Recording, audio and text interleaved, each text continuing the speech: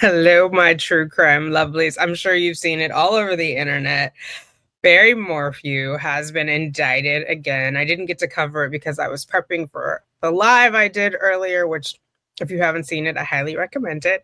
But if you're saying Barry Morphew, who, I'm going to catch you up. So, our victim is Suzanne Morphew. She was his wife. They have 2 children together. She was reportedly not happy in the relationship, vocal about it to family and friends, and was texting with another male that she was possibly going to leave him for. It sounds like she was on her way out of the relationship and he found out about it, and it became a kind of over my dead body, or more of, if I can't have you, no one can. He was indicted previously and then he was released, right? So the judge in that case kind of slapped the hands of the prosecution. They felt like there was some inculpatory evidence, or the court felt like there was some inculpatory evidence and things that the state wasn't being on the up and up about. And so it was dismissed without prejudice. And then Barry, and his 2 daughters filed a lawsuit. This was before they had found the remains of Suzanne Morphew. So I want to start there because I know you've seen the indictment. If you haven't, we're going to go through it. I'm going to do, my dramatic readings and what my 2 cents are on that. And then we'll look at the, he waives extradition. There's a hearing on that from East Idaho News. Shout out to Nate Eaton. I'll show you that. And then I'll show you the hearing or the press conference that the state presented. So buckle up, guys. It's going to be interesting.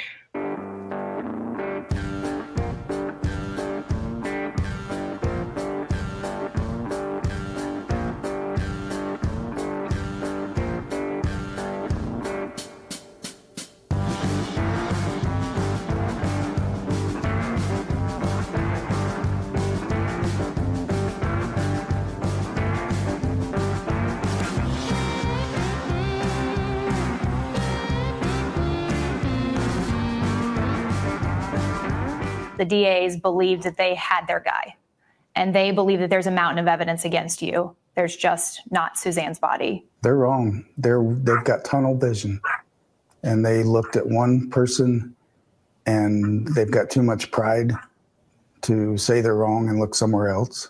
These charges were dropped without prejudice, which means if authorities feel like there's more evidence, they could charge you again. Do you live with fear of that? Well, I was innocent the first time they arrested me, so I'm sure it's possible. But I don't have anything to worry about. I've done nothing wrong. Was there any indication before she disappeared that something was amiss? No. Did you observe any fights, arguments, disagreements between your mom and your dad that concerned you before? No. Prosecutors offering texts which appear to show a strained marriage, Suzanne referring to Barry as Jekyll and Hyde, and just before she disappeared telling Barry, "I'm done." Suzanne confiding in a friend, "Macy and I had a very tough talk yesterday. She's weary of the tension here. She knows how he is toward me and almost begged me to divorce him. He's still pulling Mal in." But Barry and his daughters deny the marriage was in trouble. We had a wonderful life, wonderful marriage. She was just so loving and giving and such a good mother. Before her disappearance, Suzanne fighting cancer. And I know that she was going through chemotherapy. Okay, so that was him proclaiming his innocence, right? He and his daughter, it sounds like one daughter was like, yeah, divorce him. And then the other one was being pulled by her dad. But in that press conference, they're announcing a $15 million civil lawsuit for saying he was wrongfully charged in her alleged death. And at that point, they're still saying alleged, but you notice he mentions her in the past tense. They're saying alleged because there's no body found yet. And that was May 15th of 2023. Let's next go to, because I think this is a good contrast. I said it in a different order, but I want to show it to you this way. So just roll with me. But I appreciate your patience and I appreciate you being here. Okay, here we go. Good evening, sir. Can I get your name and date of birth? Barry Morphew, 10/17/67.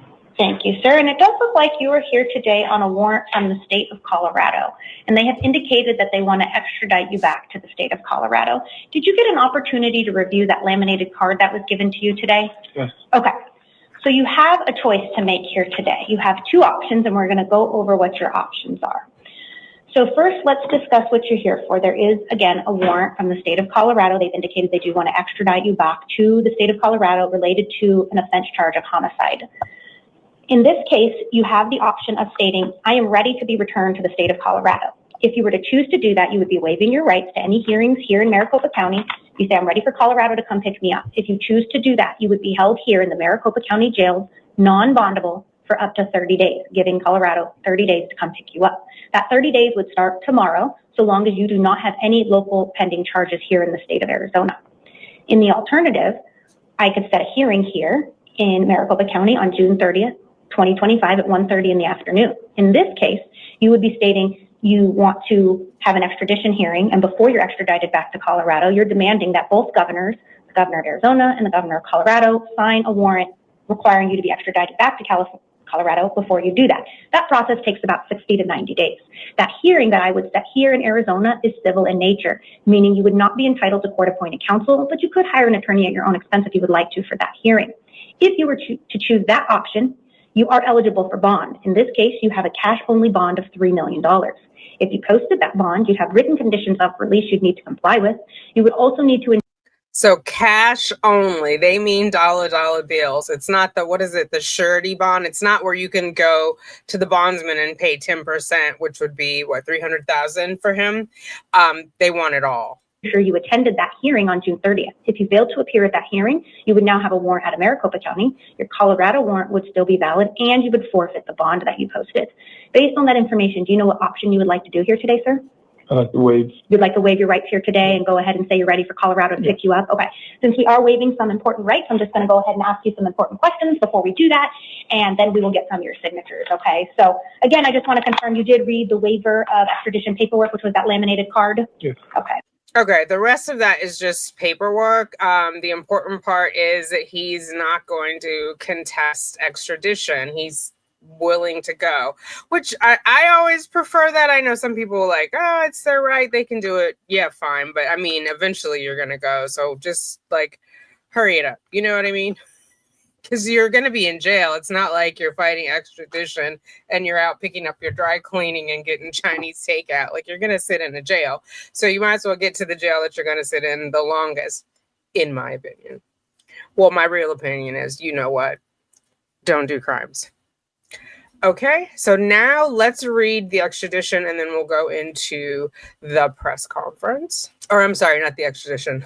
The grand jury indictment. It's been a long day, y'all. And this is available. I got this, I think, on the Arizona website. She'll say it at the end of the press conference.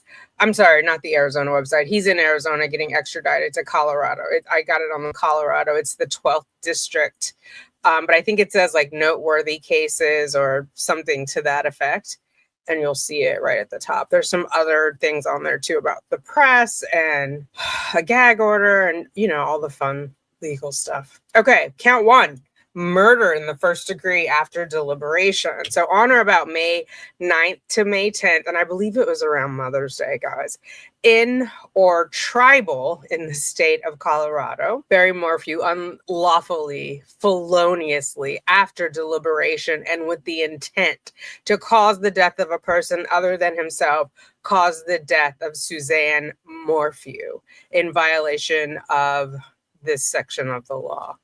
So it wasn't an accident, it was planned, and they're going to break it down as to what it was. There's a drug that only he had access to, so it's pretty evidence. There's a lot of evidence. Okay, at 5:46 p.m. on May 10th, Mother's Day of 2020, Suzanne Morphew was reported missing to police by her neighbor. The last known person to see her alive was her husband, Barry Morphew. Investigators responded to the Morphew residence at Puma Path near Salida, Colorado, to investigate the missing person report. The house was locked and Suzanne Morphew was not home. Her vehicle was in the garage. Her blank vehicle was in the garage. There were no signs of forced entry and her bike was missing. Later that evening, her bike was located down a hillside off a dirt road between her house and Highway 50. The bike was located less than a mile from the Morphew home. If I remember correctly, there were news reports. It was either their neighbors were saying, probably the neighbors. I don't think the police would have said this, but I remember hearing it looked staged the way that her bike was found, right? Like staged to look like she might have fallen off or been snatched off by a passerby. But there was something like suspect about how they found it. So on May 14th, 2020, her bike helmet was located, so 4 days later, 10 meters off the side of Highway 50, approximately 1.52 miles west of the Morphew home and approximately 0.84 miles west of where her bike was located. So kind of scattered about, right? Barry Morphew was interviewed and told police he set his alarm and woke up at 4:30 a.m. on May 10th, 2020. Now, why would a dedicated husband in a great marriage, because we just saw him in the interview about the great marriage, why would he be up at 4:30 on Mother's Day going away from his wife, mother of his children? He told police that he left at 5 a.m. on May 10th, 2020 for a pre-planned work trip in Broomfield, Colorado. According to Barry, Suzanne was still asleep in bed when he left the house at 5 a.m. Sounds a lot like the Chris Watts story, right? She was asleep. On May 10th, on that day, she was asleep. He told police she planned to ride her bike that day. Barry Morphew stated that upon arriving in Broomfield that morning, he checked into a hotel before leaving shortly after for the job site. There was some weird story, like he was meeting his employee there, but they were sharing the room, or he got the room, and then he left the room and the employee came. And it smelled like cleaning products, like a strong smell of bleach in there, and that Barry had not brought the proper tools with him. So it was already like sus. So perhaps she was already dead at that point and he had the body with him. That's what I am getting from it when I read through it, but we're reading it together. I'm just dropping that little nugget. Let me know what you think. I'm sure you've heard this maybe once already or read it yourself. So hopefully that's not a spoiler alert. He told police that he received a call around 5 p.m. on May 10th from his neighbors while physically at the Broomfield job site. Again, it's Mother's Day. He left when she was asleep. He didn't call her to say Happy Mother's Day. Like, it's 5 p.m. Dude, you've been gone for 12 hours. You didn't call your wife? The neighbors told Barry that his daughters were concerned because they could not reach Suzanne all day. And why didn't the daughters call him? Barry instructed the neighbors to check the house and specifically to look for her bike. Wink, wink. The neighbors reported to Barry that neither Suzanne nor the bike were at the house, and Barry then instructed them to call the sheriff. Dun, dun, dun. Sounds very planned. Police interviewed one of Barry's employees scheduled to assist him with the Broomfield job. The employee told law enforcement that the employee and Barry were not planning to leave for Broomfield until the evening hours of May 10th, 2020. They were supposed to drive together. Instead, Barry left without telling the employee. Barry called the employee at approximately 11:18 a.m. and informed that employee that he had left without him. Now, did this employee need a ride? Because if my boss was giving me a ride and left without me, you don't want me to go, honey. When the employee arrived in Broomfield on Sunday evening, the employee noticed that Barry Morphew had failed to bring the proper tools with him for the job, and the necessary materials for the job had not yet arrived at the job site. So what was the rush? You're in a rush to get there, but you're not ready when you get there. Why? Review of the cameras at the hotel and nearby businesses revealed that Barry was in the Broomfield area for approximately 9 hours and 45 minutes. So we'll just say 10 hours. Of those hours, he spent less than 1/2 hour at the job site. Instead, besides 2 brief visits to the job site, electronic evidence and cameras from businesses showed him driving around to various locations. Oh, excuse me. And discarding unknown items in separate trash cans. Now, who was that?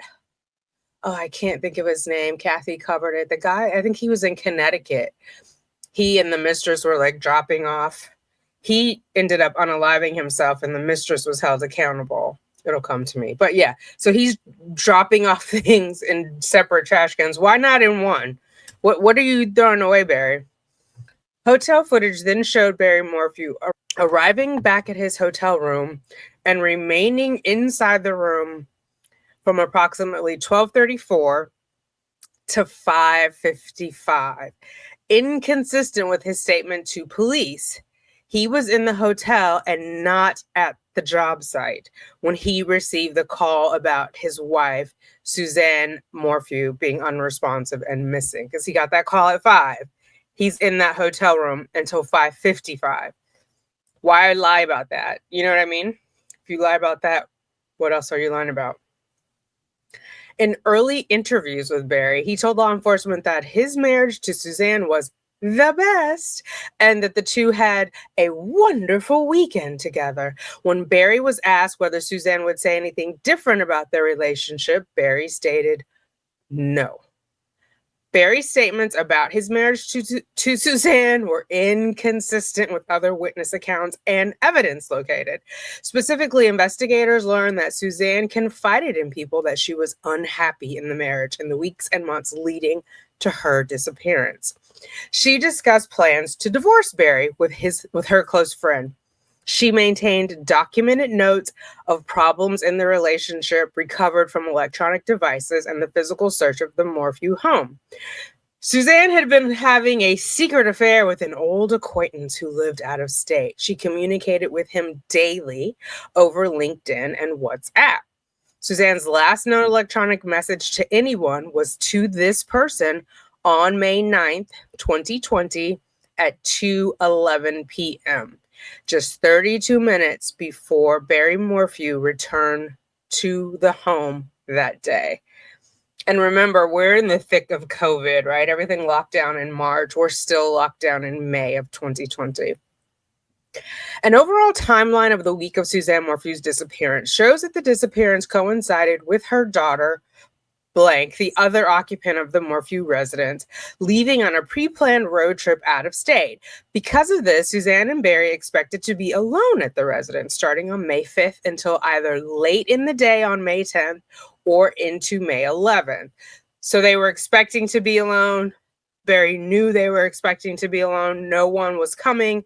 But it is Mother's Day, so your children, usually, if you're a good mom, are looking for you on Mother's Day, at least to tell you Happy Mother's Day, right? So, and he knows this too, which is why he's giving the breadcrumbs to the neighbors, like, look for her bike. Oh, if it's not there, call the sheriff.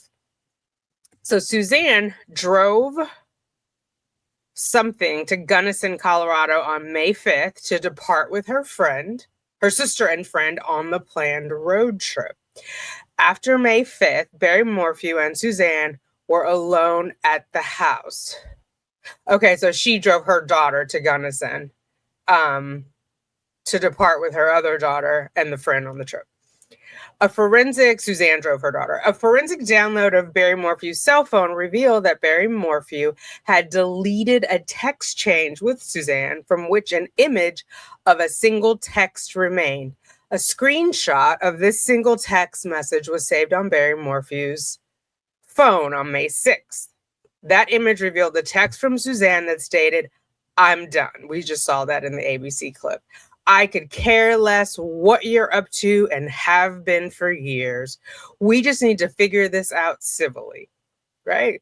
Can't be clearer than that. I don't know why Barry said the marriage was good. That's this lie number 2 that we can confirm. On May 11th, 2020, authorities commenced a search of the Morphew residence that spanned several days. The state of the residence and vehicles showed no signs of a break-in or intruder. Even with no signs of a break-in or intruder, law enforcement collected items of potential evidence and DNA swabs. DNA analysis of the swabs collected produced several DNA profile mixtures consistent with what would be expected in the common areas of a home or vehicle, the occupants, right? The mixture profiles were processed through offender databases and were compared to the profiles of known individuals who may have been present in the vehicles or the residence. The results did not lead to any stranger or intruder suspects. So we probably saw Barry, Suzanne, and the two daughters, maybe neighbors, babysitter, dog sitter, whatever else. Plant waterer, people who come in your house and your car. An expert in DNA analysis testified that law enforcement provided analysts with one of the partial profiles developed from the glove box of Suzanne Morphew's vehicle for further investigation using a keyboard search. This allowed for additional comparisons to profiles in more databases with less stringent quality control standards than the national DNA index system, for the limited purpose of creating possible investigative leads. That expert further testified that there were matches to outside databases nationwide. The term match used by DNA analysts does not mean identical. Rather, a match only means that there were other profiles that could not be excluded at the limited number of loci available from the partial profile for comparison. So I'm taking that to mean, like, if it's a fingerprint, there are points on the fingerprint, like the limited number of loci that are hitting, that are matching, but it's not identical. So it's a possibility, especially when you have like a partial print, right? So it's saying from the partial profile for comparison. The expert explained that she then compared the matches from those databases to the partial profile from the mixture on the glove box and excluded those out-of-state profiles as not originating from the same contributor in all but 3 instances. Finally, the expert explained that just because the profiles from those databases matched at the limited loci available for comparison, it did not mean that any of the people from the out-of-state profiles were the same person that contributed the partial profile to the mixture of the glove box. Well, that's not confusing, expert. Thank you for throwing that in. Law enforcement investigated those 3 partial matches obtained from 3 separate out-of-state sources and found no connection to the case. Okay, so we've eliminated some people. 3, law enforcement located a locked gun safe in the garage during the search of the Morphew residence. Inside that gun safe, law enforcement located a dart rifle or tranquilizer rifle positioned toward the front of the safe. Law enforcement also found packages of new dart brand tranquilizer darts in the gun safe. The packages of darts included capped hypodermic needles inside of them, which were designed to load the darts. Right, so you're going to take whatever drug, put it in the hypodermic needle, and then you're going to load the darts with that. Think of like tranquilizing an elephant. I think of those darts. Law enforcement found out these needle caps in the dryer, found one of these needle caps in the dryer after the dryer's contents were removed. Dun, dun, dun. Law enforcement also found men's shorts among the contents of the dryer that were removed prior to finding the needle cap. The shorts appeared consistent with the shorts Barry Morphew was seen on video wearing on May 9th, less than 1 hour before he returned to the Morphew residence. So now why are they off, presumably washed and then placed in the dryer? And also, this needle cap is in the dryer. No tranquilizer formula was located during law enforcement's search of the home and vehicles. So we don't know what was put in the dart or the hypodermic needle or the cap, because there's no like source, I guess, vial, no source medication, whatever it is. It's nowhere to be found, whatever was put in those needles. Or at least one needle, because there's one cap. Police investigated numerous electronic devices and Suzanne Morphew's social media accounts, searching, among other things, for proof of life, right? Is she missing? Did she go away willingly? Was she kidnapped but is still alive? They're looking for any sign for a proof of life. So that investigation revealed that Suzanne Morphew had not communicated electronically with any living person after 2:11 p.m. on May 9th, 2020. So did he kill her on the 9th and then got up early, 4:30 on the 10th, and started the cover-up? Her last possible activity on any account protected by password access was 3:08 p.m., over 24 hours prior to her being reported missing. And I think they know by protected by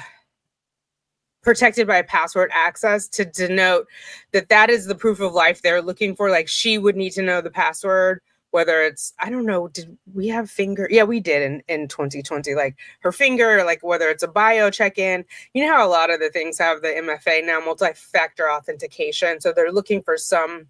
Drives me crazy because, like, if I log into my bank account on my phone, then they want to authenticate me again. It's like, damn it, it's my face that opened the phone, but I get it. So there, so there could have been another account that was on there. Like if her Gmail is open, you don't need it. You don't usually, unless you have the MFA turned on, you don't need to enter your password again to check your Gmail on your phone. At least not the last time I checked. I'm not a big check my mail on my phone kind of person. Records showing her typical use of electronics and social media demonstrated that this was inconsistent with her typical pattern of life in the days leading up to her disappearance. Shout out to those activity charts that we get at the end of the week about our productivity. How many hours did I spend on June's journey? How many hours did I spend on Royal Matchup or whatever? Additionally, witnesses indicated they attempted to communicate with Suzanne throughout this time frame, but received no response from her. So I'm sure the daughters were looking for her on Mother's Day. These witnesses indicated that her lack of response was out of the ordinary.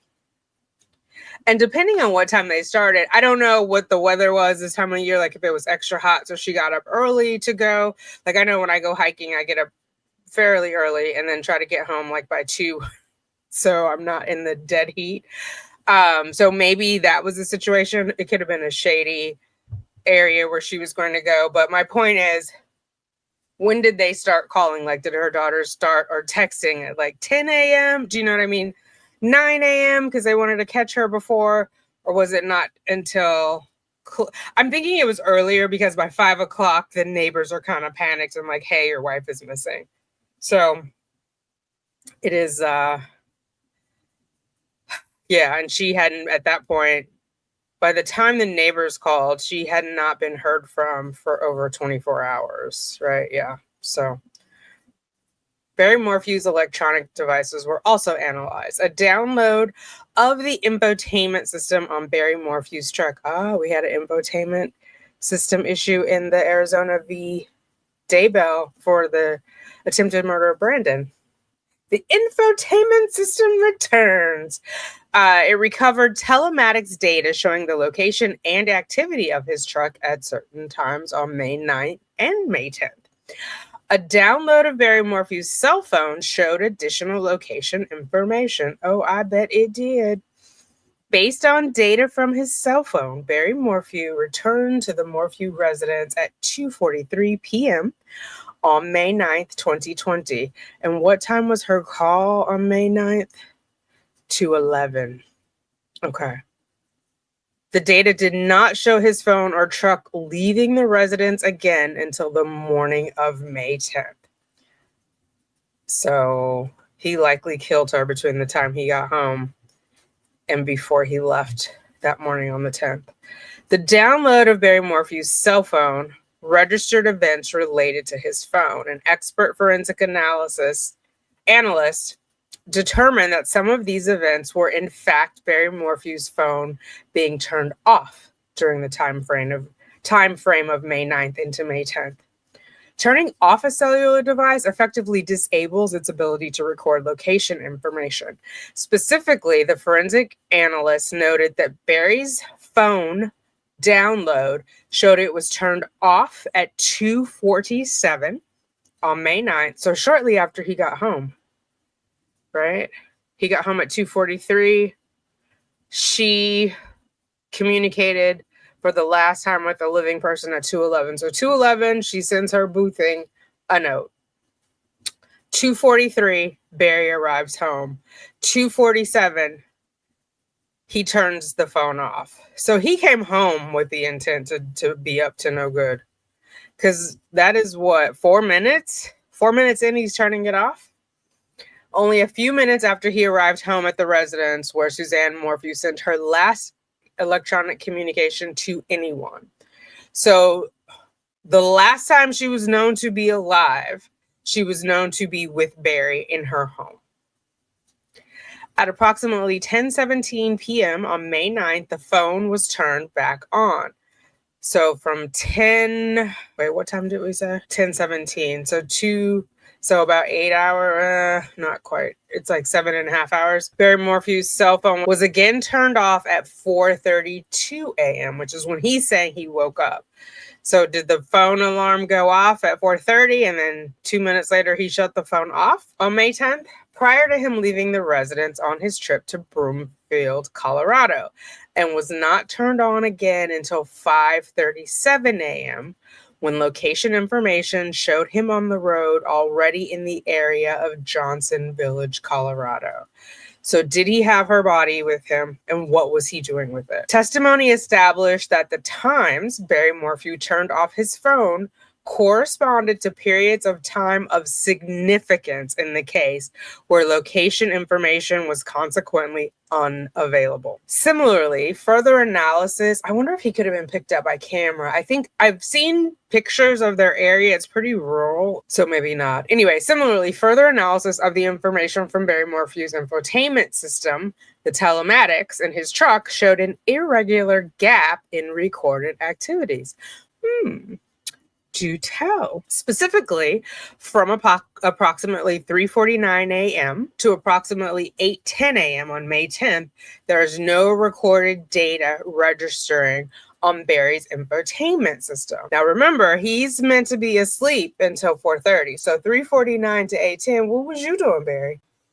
What was you doing? So to 8:10, he turned his phone back on at 5:37 and he was already on the road, but he turned off the telematics.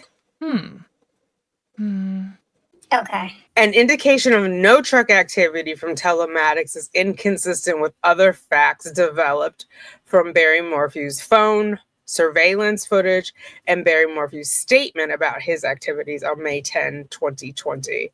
Specifically, telematics data show Barry Morphew arrive at his residence, specifically his truck arrived at 2:43 p.m. on May 9th, and then he turns his phone off at 2:47, right? It then registered various other activities throughout the afternoon at the residence until it ceased. Oh, this is on the truck. The telematics, and then it ceased at 9:52 p.m. on May 9th. The telematics data then showed activities resume from 3:25 a.m. to 3:49 a.m. on May 10th, 2020 at a GPS location consistent with his driveway. What was he doing? Barry Morphew reported to law enforcement that he was asleep during that time frame. From 3:49 a.m. to 8:10 a.m. on May 10th, the infotainment system or telematics did not register any data, despite the fact that Barry Morphew's cell phone indicated the device was in Johnson's Village at 5:37 a.m. on that date, and Barry reported being in his truck traveling to Broomfield at that time. Ooh, so was he in Suzanne's car? Because his phone is off at this point, right? Until 5:37 when he turns it back on. When recorded telematics data became available again in the records from the infotainment system downloaded 8:10 on May 10th, corresponding GPS coordinates showed that Barry Morphew had already arrived in the area of Broomfield. So I don't know, somebody in the area, let us know. Johnson's Village to Broomfield, what is that distance? Because he's in Johnson's Village at 5:37 and then he's in Broomfield at 8:10. Interesting. This gap in registered data is inconsistent with the pattern of telematics data captured in the days and weeks leading up to this event. Yeah, maybe he was in Johnson's Village in her car and then doubled back. I don't know what the distance is in those places, but he turned his phone on. I wonder why at 5:37. Okay. Phone records for both Suzanne and Barry were analyzed by expert investigators. The FBI cast team, we saw them in the Lori Daybell trial. I love the FBI cast. Analyzed phone records for both Barry Morphew and Suzanne Morphew to determine location information and device usage related to their cell phones. In Suzanne Morphew's phone records, there was no indication of any user-initiated activity after the time Barry Morphew returned home at 2:43 on May 9th. Suzanne Morphew's cell phone device continued to connect through RTT data with the cell tower that services the Morphew home throughout the night of May 9th into the early morning of May 10th. These automated data connections, however, were consistent with the tower reaching out to the phone to determine its location and not initiated by the user of the device. After 4:23 a.m. on May 10th, Suzanne's phone ceased to connect at all. So even by Barry's story, he's still at the house at 4:23, ceased to connect at all ever again. So was it turned off? Where's her cell phone? Just 8 minutes later, Barry Morphew's cell phone data showed his phone ceased to connect starting at 4:31 a.m., consistent with the cell phone download showing it powered off at 4:32 a.m. Suzanne Morphew's cell phone never registered on any towers other than the tower consistent with the Morphew residence. So she didn't leave that house alive. With the Morphew residence from the time Barry Morphew returned home around 2:43 p.m. on May 9th to the time it ceased activity altogether at 4:23 a.m. on May 10th. Despite searches for the device, Suzanne Morphew's cell phone was never found. He shut it off, buried it, bastard. Police interviewed people who knew Barry prior to his move from Indiana to Colorado in 2018. These witnesses told law enforcement that Barry was a deer farmer in Indiana. Several individuals told law enforcement that Barry Morphew used a specific tranquilizer called BAM to sedate and transport deer on his deer farm. Barry Morphew admitted to using BAM in both Indiana and Colorado. Specifically, he admitted to using BAM in Colorado. Okay, I'll knock it off. As recently as April of 2020, I have to amuse myself with these things get me worked up. April of 2020, stating that at that time he had tranquilized a deer from the breezeway of the Morphew residence. He just happened to have the BAM on hand and loaded. Okay. Sus. He's got to admit to having it. So I guess that's the story we're going to. On September 22nd, 2023, human remains were found in and around a shallow clandestine grave in Saguache County, Colorado, near Highway 17. So remember that interview they did was in May, where they were saying he was innocent. Well, his daughters were supporting him in his insistence that he was innocent. The remains were found a few hundred feet down a dirt road off Highway 17. This location was less than half an hour south of the Morphew residence by main highways. The remains were determined to be those of Suzanne Morphew. The majority of her bones were recovered. Many of the bones were significantly bleached, along with this, and I think that's bleached by the sun, but you guys let me know. Along with this, with Suzanne's bones, law enforcement recovered a cancer port and items of clothing, some of which were consistent with bike clothing Suzanne was known to wear. There was no visible perimortem trauma observed. So no animals had gotten to her. She was undisturbed, which is weird from where they are. I mean, there was a deer in the breezeway, allegedly, right? There's animals running around. So after death, there was nothing. Oh, okay. A board-certified forensic anthropologist, a botanist, and an entomologist all analyzed the remains, and several observations were noted. There was a distinct lack of bug activity, which was inconsistent with the remains having decomposed at that location. So this is in 23, right? So it's 3 years later. So where's the body been for those 3 years? There's no animal activity, no bug activity. The clothing items lacked evidence of decomposition, which was inconsistent with Suzanne Morphew wearing the bike clothes at the time her body decomposed. So this nasty man had her body somewhere. And then before she was dumped at this location, placed here, however you want to phrase it, not a proper burial site, so I'm saying dumped. He placed the bike clothing on her. It was put on at a different time than when she was killed because these clothes are inconsistent. The items lacked evidence of decomposition. Right? Because if she was wearing it, her body was decomping, it would be on the clothing. Additionally, there was a lack of animal predation on the bones. There was only a very small amount of desiccated soft tissue. Shout out to all my ladies who are eating desiccated beef or desiccated beef liver. I know that's all the rage. Soft tissue found on a few of the bones.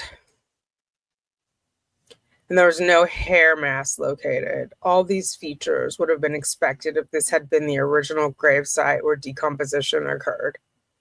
Right.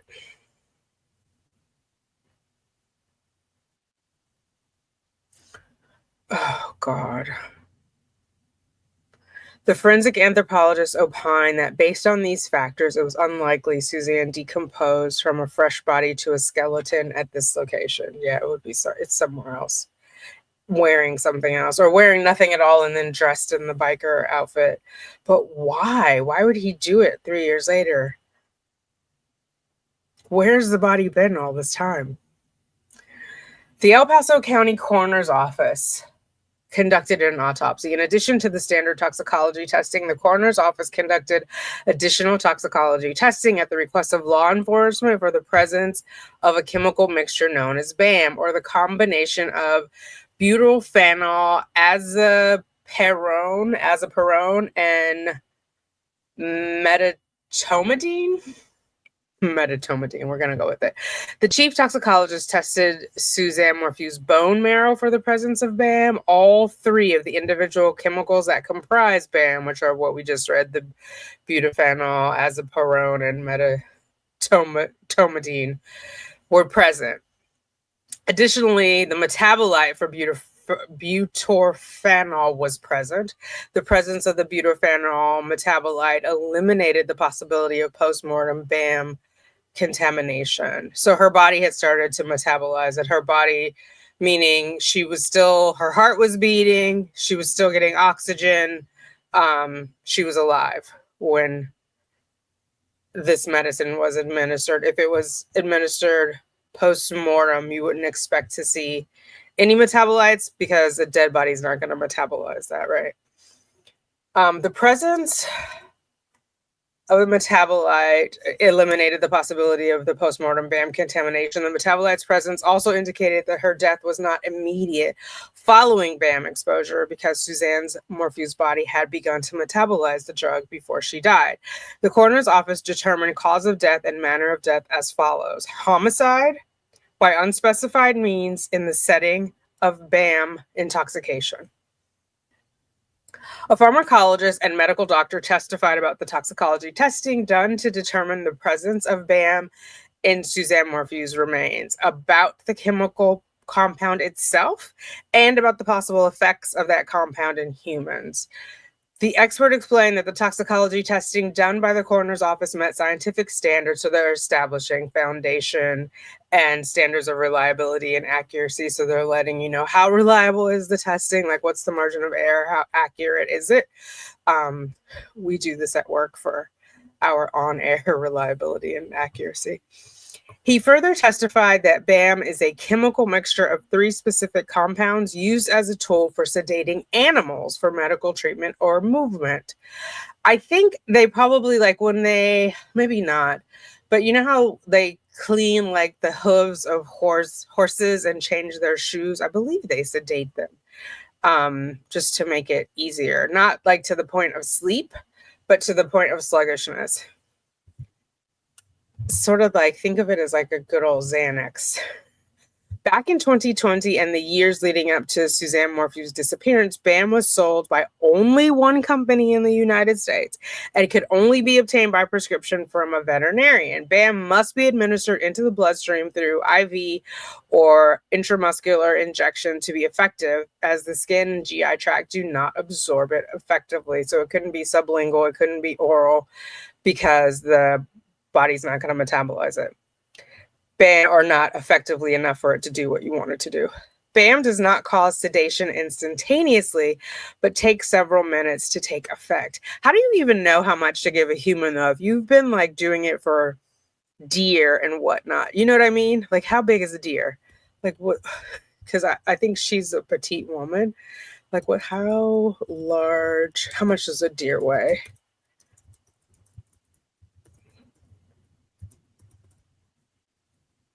$350 to $400. So there are some, a white-tailed deer is as small as 150, but, oh wait, that says reindeer. Hold on. Reindeer is 350. How much does a full-grown deer weigh? Okay, so a white-tailed could be 150 to 300 pounds, 68 to 136 kilo. While females usually weigh around 90 to 200. Okay, so it's not as far off from humans as I thought. I don't know why I was thinking they were like big. They look big. Okay, anyway. Still. It's not, well, I guess he didn't care because he was going to kill her anyway. It just, oh. Okay. It is not designed.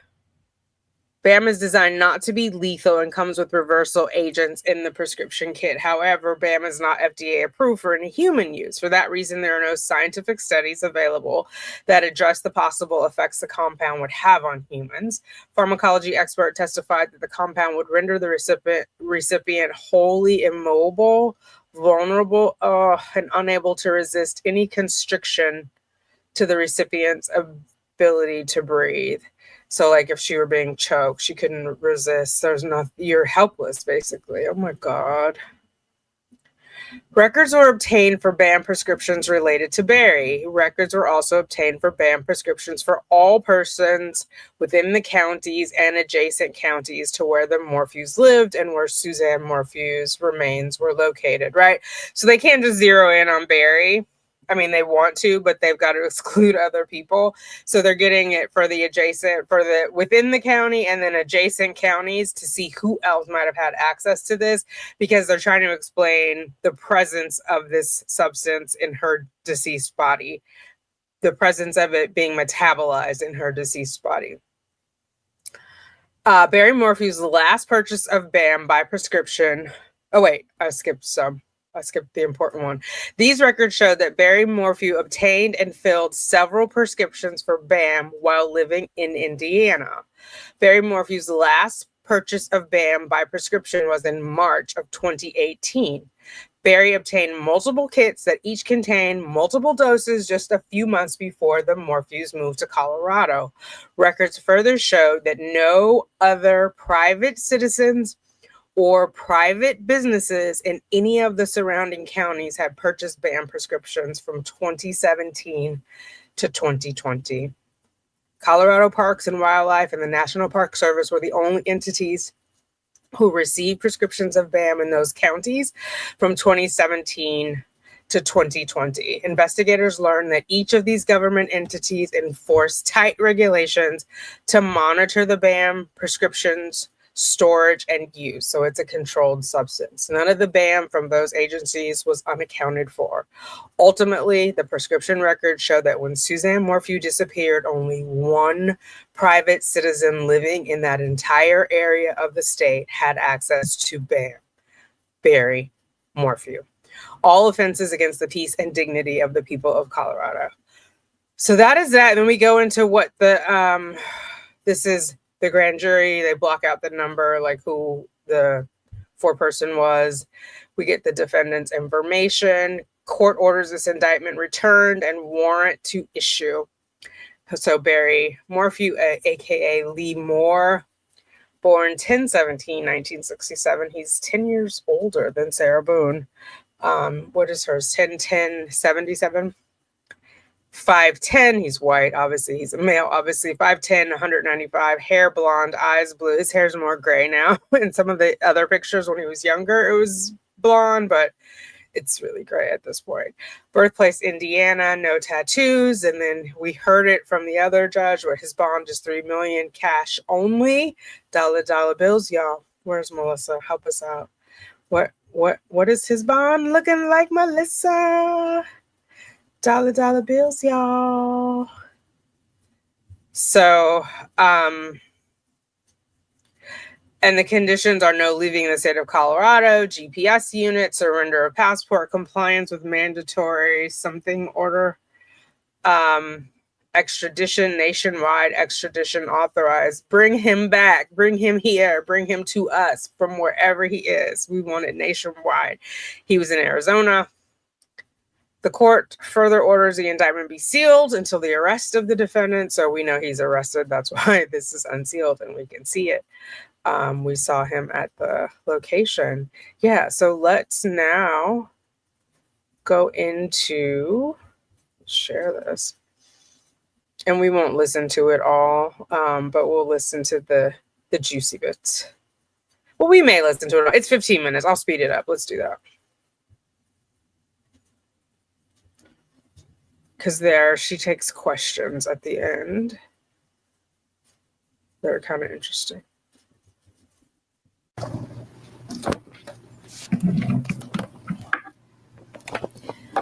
I appreciate the members of the media that are here today.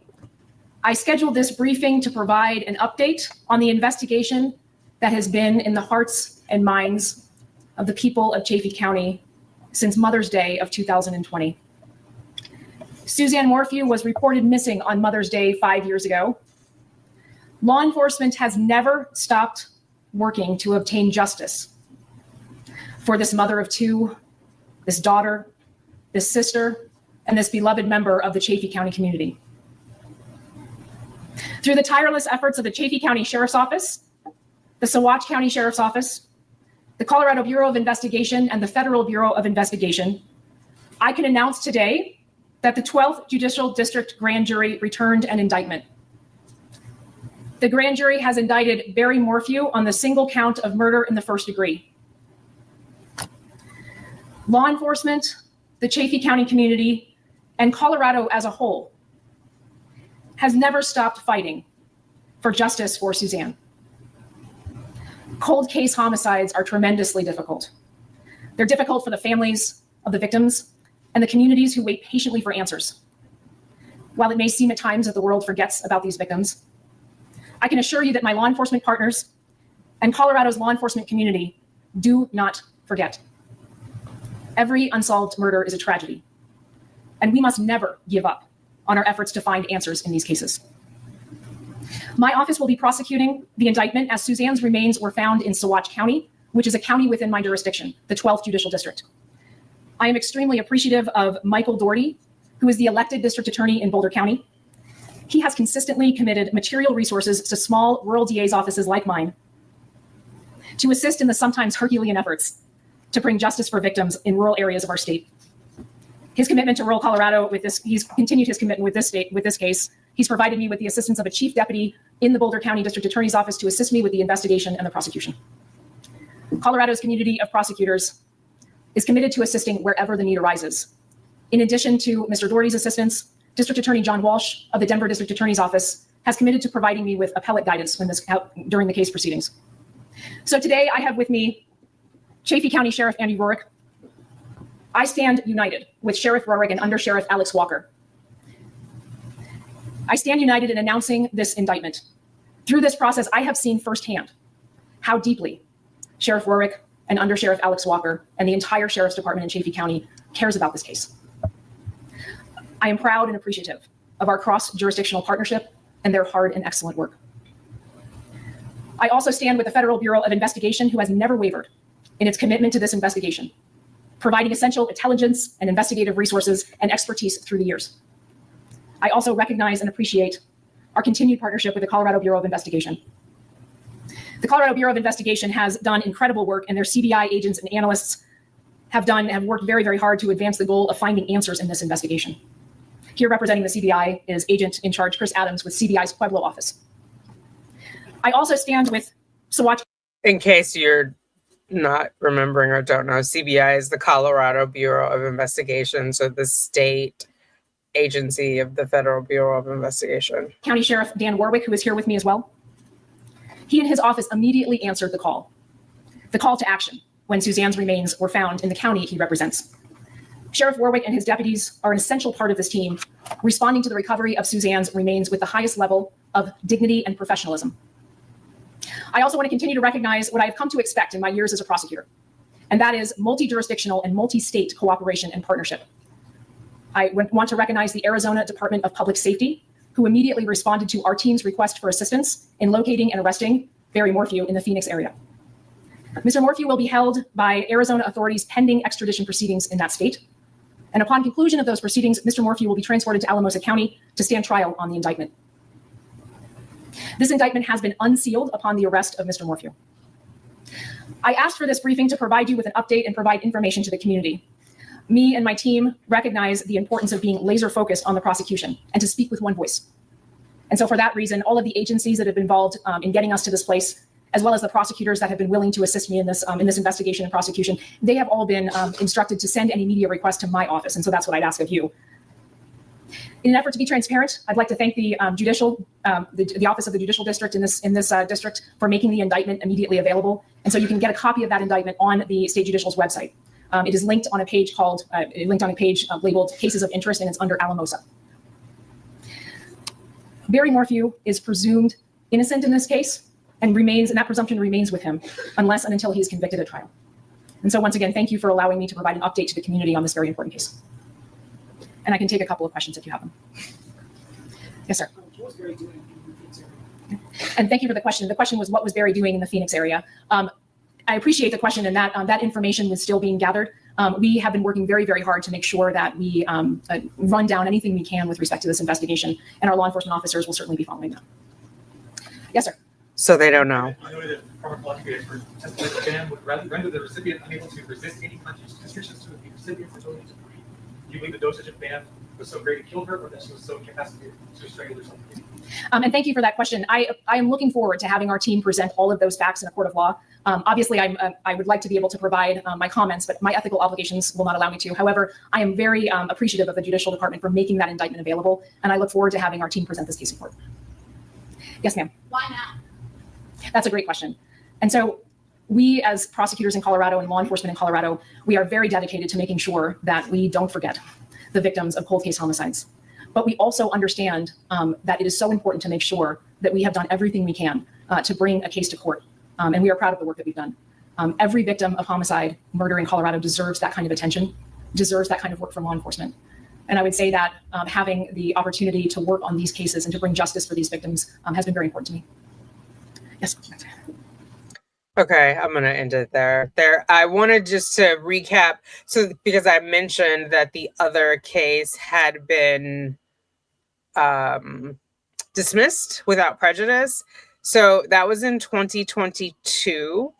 It happened days before the trial was meant to start. It was dropped in April 2022. Of course, they did not have the body at that point, right? But the move came, according to ABC, after the judge presiding over the case barred prosecutors from using most of their key witnesses at trial as punishment for repeatedly failing to turn over evidence in the defendant's favor. So what is that? Exculpatory. Prosecutors also said at the time that they believed authorities were close to finding Suzanne Morphew's body, which they didn't find it until a year later, which would be the most influential fact of consequence. Examining Suzanne Morphew's body could either incriminate or exculpate her husband, the prosecutor said. It was dismissed without prejudice. We heard that part. So, yeah, I mean, he's innocent until proven guilty, but he's been considered a suspect this entire time. And I'm glad it's moving forward. I think it's important, right, that they get justice for the family, for the daughters. for all of her family, because she was just snatched from the earth, never to be seen again. And he's out protesting his innocence. So he's locked up, probably. I mean, I'm assuming that he has money, which is why that bond is so high. I don't know, obviously, what he's been doing. I don't know how long he was in Arizona. It sounds like the prosecution or prosecutor doesn't know that yet either, but they'll find it. I mean, they found him lickety split, though. So good on them. Because I didn't hear about any of this until it was like the indictment is released. So he was already arrested, because I started hearing people reading the indictment on Friday, maybe Thursday. So yeah, more to come. Hopefully we'll get to see some of the evidence, but I think the medication, the BAM, is pretty damning, especially since he's the only one who had access to it, like as a private person. And it sounds like there's a strict or regimented, at least, system for documenting and accounting for it, like with the parks, and they don't have any missing. So I mean, it's circumstantial evidence, but that is pretty powerful. And he talked about having it, even though they didn't find it on site, but they found the darts, his shorts in the dryer with the cap from one of the syringes that would have been used to fill a dart. I can only imagine. And she had her cancer port still, when they found, like, what was he doing with the body? Because I was like, it seems like obviously he murdered her between May 9th, after, what was it, 2:47, 2:43, and the next morning when he left. But then where was her body for those 3 years before the remains were found? And like, why would he dump her? Why wouldn't he keep the body wherever it was? It's just, that part is strange to me. And then dress her in the jogging or in the bicycling outfit, I guess, to fit with the story of, like, maybe she was kidnapped, maybe something happened to her, like not involving her husband. So maybe like turning it up, but not realizing that the BAM would be in the bone marrow and that it would show that it had been metabolized and it would be tied back to him. So it'll be interesting. We've got the FBI cast involved, so we'll hear all of if he doesn't take a deal, we'll hear all of the data about like where his phone was, where his car was, when he was with his phone was without his car, because it sounds like maybe he took her car that first before he left for the Broomfield. We'll see. What do you guys think? Like, it's an interesting case. I know we had no warning on it, but I saw it and I was like, oh, I remember this case. Again, my mom was sick and I was in California. So like Sarah Boone, it was in February. Lori Vallow was in February. This one was in May of that year. I remember these cases. So they are near and dear to my heart. And yeah, I just wanted them to wipe that smug look off of his face. And it sounds like that's happening, because he just was like the cat that swallowed the canary. Like, he just knew he got away with it and he didn't. And so I'm glad that we're going to see justice. And yeah, I support the folks out in Colorado. I'll be tracking it. Let me know your thoughts. I will talk to you in the comments. Toodles.